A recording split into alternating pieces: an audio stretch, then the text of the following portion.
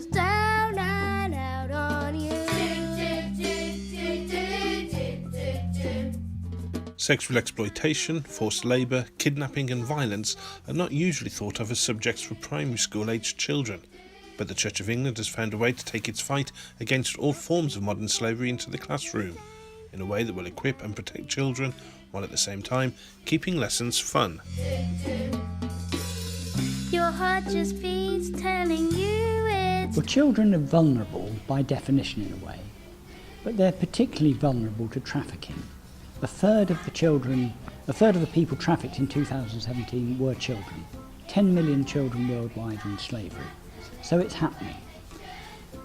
Many people don't notice it, and in the school environment there are tragic cases of young people being abused, being oppressed, but going to school and nobody noticing. What we hope this initiative will do is two things. One is help young people recognise slavery isn't something that happened 200 years ago, but is happening in their midst. And secondly, it will give them some clues about what it looks like in reality, how to protect themselves, and how to look out for others. Tired faces in the same old game. Working for... The Church of England has partnered with the Just Enough group for the initiative, and together they've produced lesson plans for primary and secondary schools, as well as a fun song that they're encouraging schools to sing as part of the education. Ellie Gerling is Head of Education and Training for the group. In terms of when we look at modern day slavery with primary schools, we focus on the ideas of who we can turn to and what we can do to protect ourselves. We don't go into the details of things such as sexual exploitation because it can be very scary, but to help the children understand the signs of when someone might be trying to convince them to do something that they're not meant to be doing, or if someone's going to contact them online, or what might happen in terms of those sorts of aspects of it, because the idea of what we talk about in the lessons is about empowering the children and making sure that they know how to protect themselves and what to do, rather than getting scared or shocked. We never scare or shock the children, that's never the idea.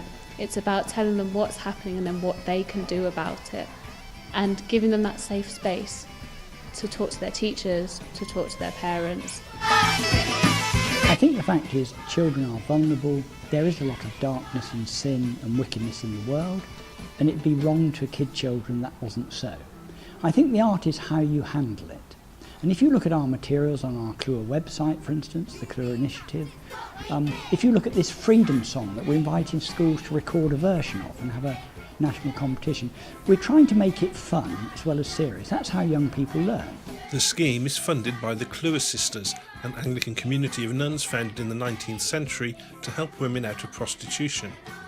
Sister Anne is one of just 2 surviving members of the community and says she's pleased that its assets are being used for the sisters' original purpose. We feel it's being used very wisely, that Bishop Alistair has a vision and is able to put it into practical terms. All in all, it has been a very good way of giving money, which is working in today's world in the way the sisters worked when there were lots of sisters and they could all help with the work.